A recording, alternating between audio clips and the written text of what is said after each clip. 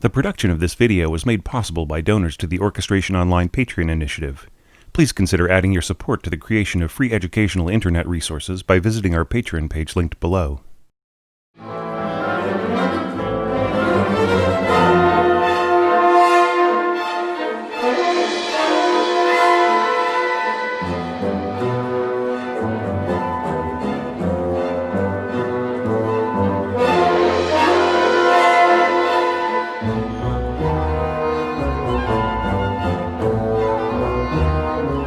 Hey there, this is your orchestration tutor, Thomas Goss, welcoming you back to our study of the third movement of Debussy's La Mer. We had just left off in the previous screen with an idea that's very similar to what we're about to study in these four bars. You'll recognize these horns, da da da da da, and also this idea here with a wind chorale and strings driving upwards in octaves. However, in this case, Debussy is using this material to introduce a new section of music, which we'll talk about in a second. First, let's look over these four bars right around rehearsal number 49. I think this is kind of a cool way of voicing a chord. We've got a big A major seventh chord right in here with A octaves. Now recall once again, I'll keep reminding people of this as we go through these lectures, that in this score the contrabassoon is notated at pitch instead of octave transposing like normal, just like the double basses here. So even in the part that the musician reads, that the contrabassoon player reads, it will actually look like this and it won't look like that. I have no idea why they did that, but that must have been the engraving standard for whoever was in charge of engraving this score that particular year. So we see the A octaves kind of holding down the root of the chord. Then here we see very low scored tenor clef bassoons playing a C sharp third.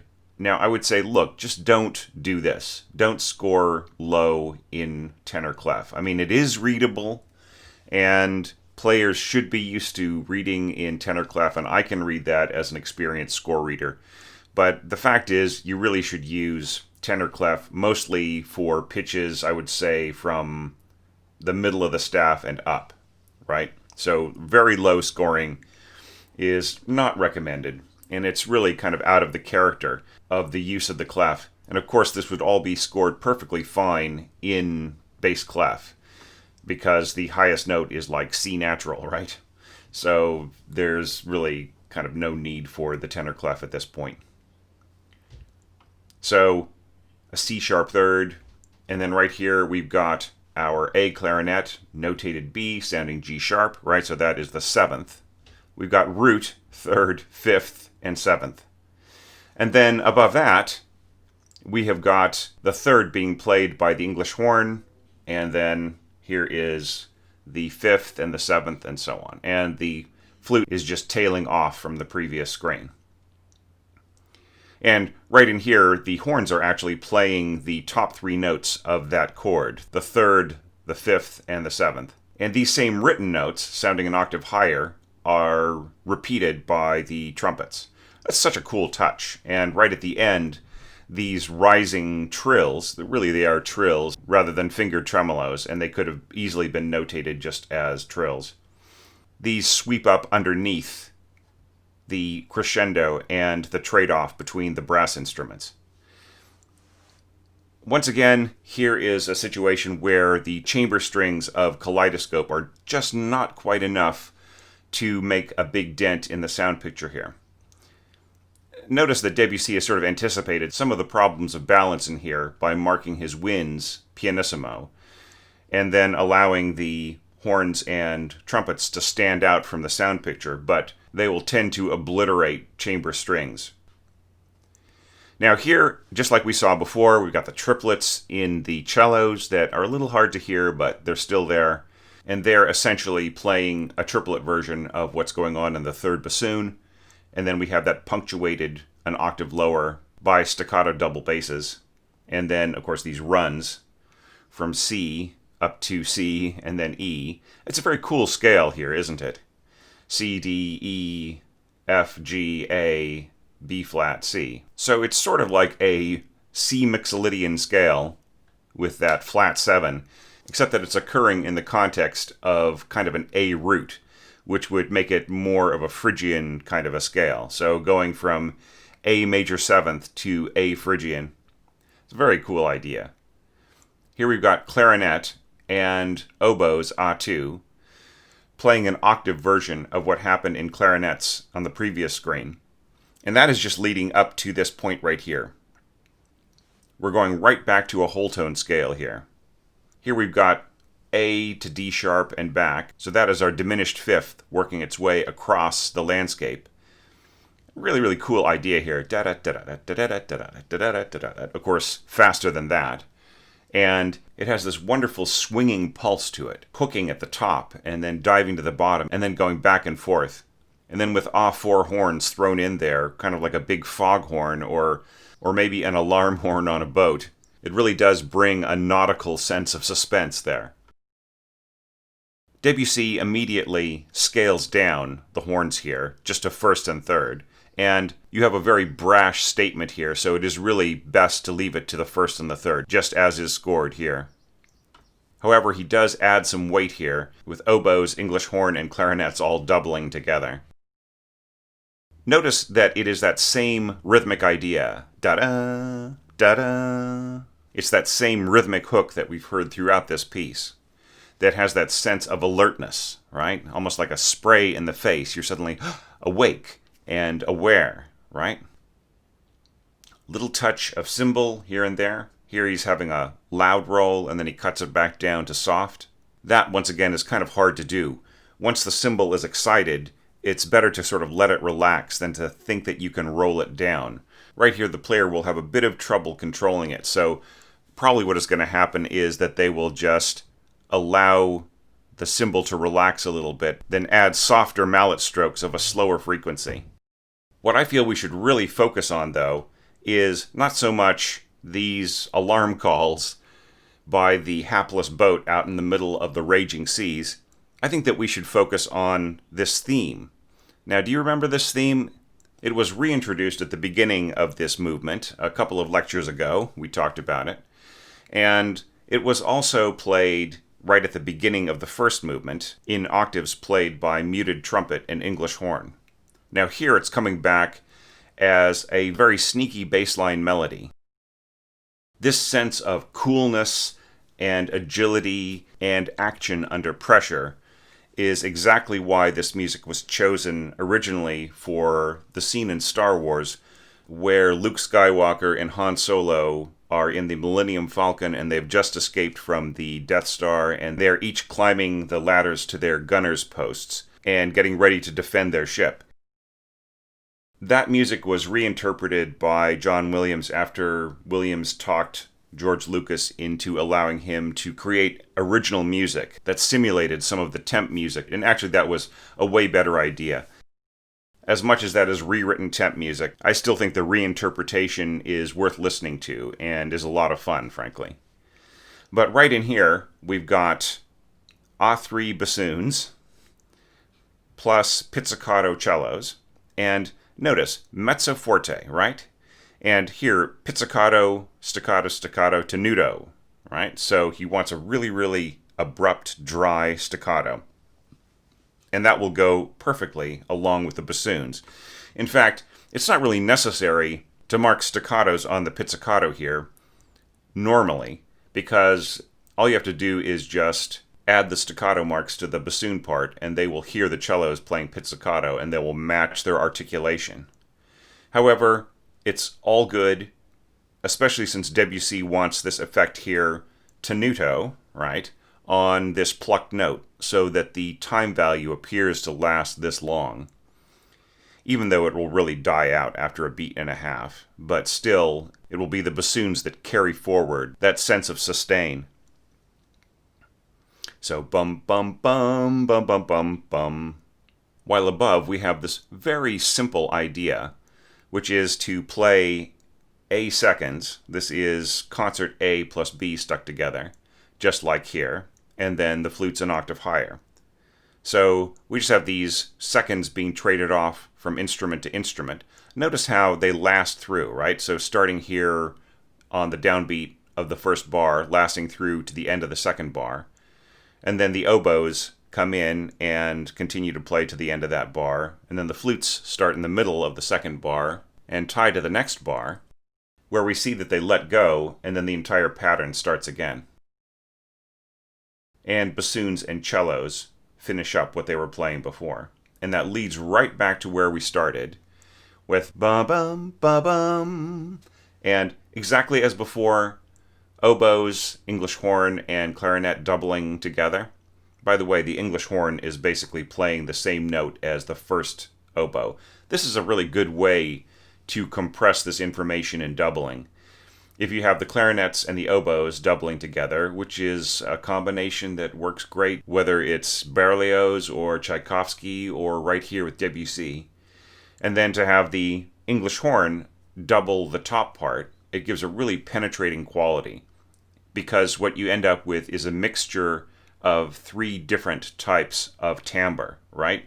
The English horn, pushed up to this written height, is going to have a different sound than a standard oboe, right? So you've got that tighter, thinner sound, and then you've got the oboe's richer sound, and then you've got the clarinet's lower clarino sound all put together.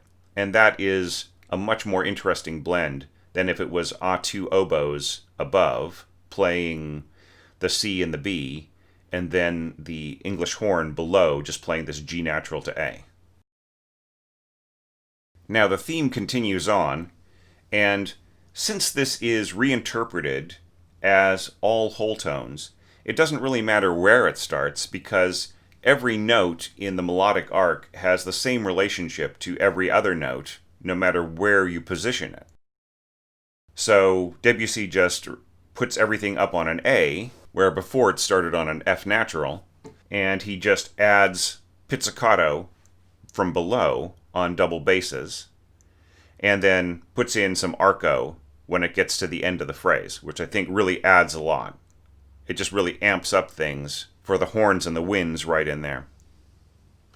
Notice how this little idea of cascading seconds is ornamented by these little grace notes from English horn, flute, going back to English horn, just going back and forth as the seconds leap up and down. Now Debussy adds even more voices to that melody. Here we've got the bassoons in a triple octave. Remember, once again, contrabassoon is scored at pitch rather than transposing the octave. But basically, contrabassoon is playing the same information as the double basses, and in their part they'll read what you see here in the double basses rather than this lower scoring. So you've got that triple octave, and then here you've got horns doubling on the first bassoon part, and then the doubling below that for the second and third bassoon in the middle, and the contrabassoon at the bottom, would be lower strings marked du talon. That means to play everything right at the frog, right at the heel of the bow, just like one of Stravinsky's rows of down bows. That's really all this is. No matter what articulation mark is indicated, whether staccato or tenuto, it'll still be very, very firm playing. And then, of course, this will be an absolutely tremendous accent right in here. Marcato plus tenuto. So you have that really, really abrupt push at the beginning and then a very blocky note all the way through. So that is just the melody right in here. Now notice how Debussy is progressing that idea of cascading seconds across the sound picture. So this time, the clarinets are actually playing a rhythmic pattern, and then at the end slurring up to and dovetailing into the part above them, which is played by oboes. The oboes do the same thing, and they slur up to the part played by the flutes, and then it's reversed, flutes slurring down to dovetailing to the oboes, and then here in an interesting way, the oboes slur up instead of slurring down, and the clarinets change to a different pitch. After that, it's a little bit more randomized, with the oboes kind of going back and forth with the clarinets, not necessarily dovetailing into one another's parts. And we have the little ornamented notes from English horn and piccolo coming in a beat early. That helps keep everything feeling a lot more random, even though it's very precisely calculated. Now here, Debussy does not score ba-dum. He basically just throws in this massive stormy chord with trumpets, trombones, horns, pretty much the entire brass section except for tuba, with the winds giving them plenty of space there in the middle, just holding down these rock bottom Cs, and then mostly scored way above. Oboes doubling the flutes, English horn doubling the second clarinet, and then first clarinet filling in between, and so on. So it's really a beautiful, rich chord, and I love the way that it pushes forwards, and then suddenly everybody jumps back down. Piano, molto crescendo. It's not necessary to mark this subito piano. Everybody will get that. Now we have the same actors, don't we, on the melody. The triple octave bassoons, the low horns doubling the first bassoon, the lower strings doubling the lower bassoons. The one major difference, though, is that instead of trading off back and forth, this little rhythm has taken over and is basically just going da-da-da-da-da-da-da-da-da throughout the entire thing. And the only vestige of what happened before are these little continuous flurries from the piccolo, continuing on and on and on. It's a pretty calculated crescendo across 3 bars. Piano, molto crescendo to forte, but you may actually find that it really ends up being a big push, so that by the time you get to the middle of the second bar, the orchestra's already at around mezzo forte, and then any continued push will end up with sort of a molto forte right here, just a little under fortissimo, if not already fortissimo, and then a big blast going into the second half of this bar. Now, we will study that bar and the massive tutti in just a minute. But first, let's give you a chance to listen to all of those elements. Listen to how this little skipping rhythm has taken over the texture above the melody and inside these looping strings going back and forth. Listen for how that melody gets bigger and fatter throughout these 3 pages. Listen for the massiveness of this beautifully rich chord.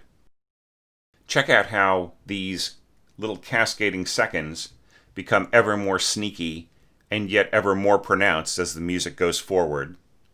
Listen to the different quality of the horns right in here, whether it's just doubled horns or whether it's all 4 playing together. And then, of course, maybe if you remember our last lecture, compare the end of the last screen to this ongoing passage right in here and how it sets up this entire wonderfully suspenseful passage. And then I'll see you on the last screen for this lecture.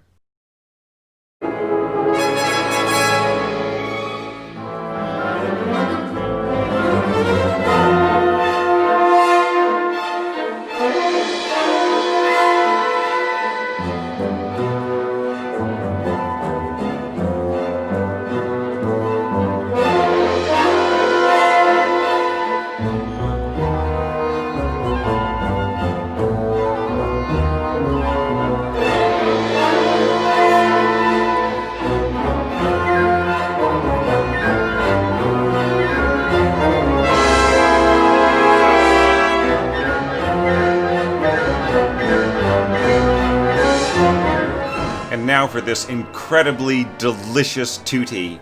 And it's actually so simply structured. That's something that is a big surprise for student orchestrators to really see just how simple big passages like this are structurally. And we'll just use that same sense of simplicity, texture, balance, and function, just the basics of breaking down the scoring here, so you can see that it really is a very basic page of information. Starting from the very bottom here, we have contrabassoon and tuba playing our old friend, the diminished fifth, that we also see in the timpani an octave higher. Contrabassoons being doubled by the cellos. Tuba is being doubled by the double basses. And in all cases across the string section, we have sul ponticello scoring, with the bow tremoloing closer to the bridge. So that is basically the root of what is going on here, our big pedal tone. Debussy gives the contrabassoon player plenty of time to take a breath and then come back in strong again right here with another fortissimo low C. Tuba, not so much time, but it's definitely indicated here. Okay, so what is going on with everybody else? Aside from a tish from the cymbal and a thump on the bass drum, then a little bit of a roll and a tam-tam splash, the main thrust of what is going on here is very simple whole tone scale scoring. So, as I mentioned before, whole tone scales tend to simplify things because you can only have the same relationships between pitches across the entire spectrum, right? So intervals sort of remain the same no matter what you do. So in a situation like this, you can have whole tone triads that climb upwards, and if the whole tone scale agrees all the way across, there can be chords above that climb downwards, and when they meet again on the same scale, they are still in the same tuning. So that is all that's happening here. The trombones are climbing upwards along with the trumpets and horns chromatically, right? So when you play chromatic triads in whole tone scales, you're basically shifting from one hexatonic pitch set, say that 10 times fast, to the next one, and then back to the original one, but just on different notes. In that shifting, if you have chords above that are in the same pitch set, and they are climbing downwards, then if they shift downwards a half step, and you are shifting upwards a half step in another group of instruments, it will still agree with the same pitch set, and then ending up, once again, with the original pitch set. So that basically continues on. It's really not too far of a telescoping, is it? You're basically just going across 1, 2, 3, 4, 5, 6, 7 pitches, chromatically speaking. So that's not even the span of an entire octave. And the same thing is happening from below. The trumpets are slowly easing their way up from written E flat to written A, sounding A flat, ending up on sounding D. And the horns are doubling each other right here and both climbing upwards. So essentially, lower horns are doubling the first trombone as they climb, and then the high horns are filling in between that first trombone and the first and second trumpets. But they're all basically just playing one big augmented chord, along with the winds right here, of course, working their way downwards. Now, with this we've got piccolo up an octave from first flute, and then we've got oboes, first oboe doubling the second flute, and then second flute playing that A flat right in there. English horn and second clarinet are playing the same pitches just like we had in the previous chord. And the first clarinet is just basically taking the next step between the second clarinet and the second oboe, and so on. So very, very powerful, but very, very basic, blatant scoring, I feel. And notice that even though the instruments descend in the upper winds and ascend in the bassoons and brass, it does not actually let off in terms of dynamics. This is really meant to stay fortissimo all the way to the end of this bar. And against that kind of timbral and dynamic weight, it's very hard to hear these string passages right in here with the reduced strings of a chamber orchestra. So, once again, that's a place where it's harder for the musicians of Kaleidoscope to realize Debussy's intentions. I would say it's worth it to listen to an orchestra with a much bigger string section just to compare some of the textures. For instance, right in here, it's very hard to hear the upper strings playing at all, just because the winds and the brass are so resonant. And then, of course, these rising passages right in here are sort of washed out of the sound picture, once again by the resonance of the other sections. One thing that is interesting here, you've got fortissimo A2 cornets getting their big solo here. Da da da. And when they return at the end of the page, just solo first cornet, playing the same exact thing pianissimo, we are hearing two different phenomena that are both really important for you to know as an orchestrator. The first one is that cornets are really not that loud. They're not that projecting of an instrument compared to just simple trumpets. They have a smaller, more discrete sound. So even with them blasting their lungs out right in here, it's very hard for that sound to come through. You will hear it if you listen for it, but still it tends to get buried in the texture, even just against winds. Now here, the other phenomenon becomes very apparent, and that is it's really hard to control soft dynamics on a brass instrument when you start to get above the staff, right? So it is really everything that cornet player can do to just really play as soft as they're playing. It really ends up sounding more like mezzo forte, doesn't it, than pianissimo. But it's really more about attitude than it is about dynamics when you ask a player to play high and to play soft and distantly. So without muting the instrument, that's really kind of the best that you can expect. There are some cornet players who are just fantastic, but I would say unless the player is playing like an E-flat cornet or something like that, it's just really going to be hard for them to control something this high and to make it sound incredibly distant. Now, with all that said, the trombones aren't necessarily a soft sound either. Even pianissimo for them might end up sounding more like mezzo piano for everybody else. So I think it's just a matter of proportions, and some dynamic markings in this case, especially with brass, are going to be more about character than they are going to be about precise volume as you would see it on a slider.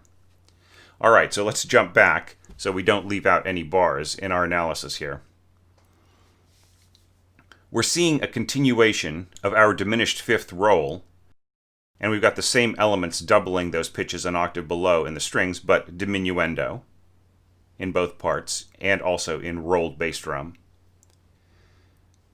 Here, the contrabassoon takes over the same note as the tuba and gets that low F sharp, and that is going to be accompanying a trio of bassoons climbing up and a trio of muted trumpets climbing down. Same exact thing as before. The idea of augmented chords descending by half steps and whole tone pitch sets agreeing with each other from note to note. And it really has a beautiful sound, doesn't it? Bassoons plus muted trumpets. There is a similar relationship between oboes and muted trumpets that we've explored in other lectures, but it's interesting to note that bassoons can make very, very good lower companions to trumpets and create a wonderfully unexpected compatible sound. Now, once this sextet of instruments has sort of reached the end of its statement, the lower instruments add some motion here, climbing up by half steps over 2 bars, and we're hearing these little da-da-da-da-da-da, da-da-da-da-da, sort of echo diminishing each time throughout the music. There's a little bit of doubling here on the rock bottom pitch of the double basses with the contrabassoon, and in that regard, sul tasto tremolo makes a really good accompaniment, doubling by bassoons, because it has a more compatible character of timbre.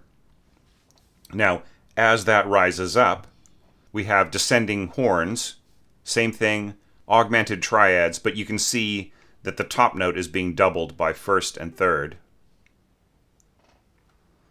And then when the music gets to this point, the contrabassoon just holds on to the C along with the cellos, and then the double basses repeat their little rise as before, softer now, along with our trombones.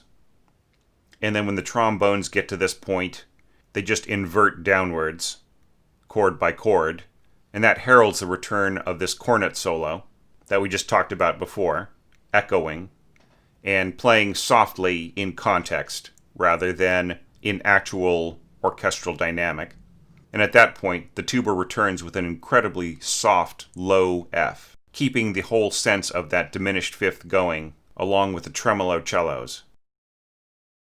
Then things close with fluttering clarinet and bassoon, and a single B-flat note being played here, A3, by triple P trombones, and just a little tish on the cymbal. So it's a wonderful telescoping of dynamic strength and orchestral color. Really, just think about how full and furious this sound is right in here, and then how the brass bring down the color and the excitement little by little.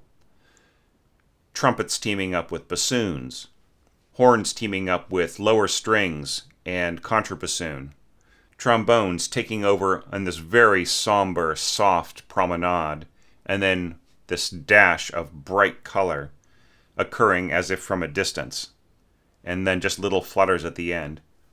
It is a masterful passage and a wonderful prelude to the incredibly fascinating, beautiful heart of this movement, which we're about to study in the next lecture, which will be coming in about 6 weeks, end of October. So study all of those things that I just mentioned, and I will see you then.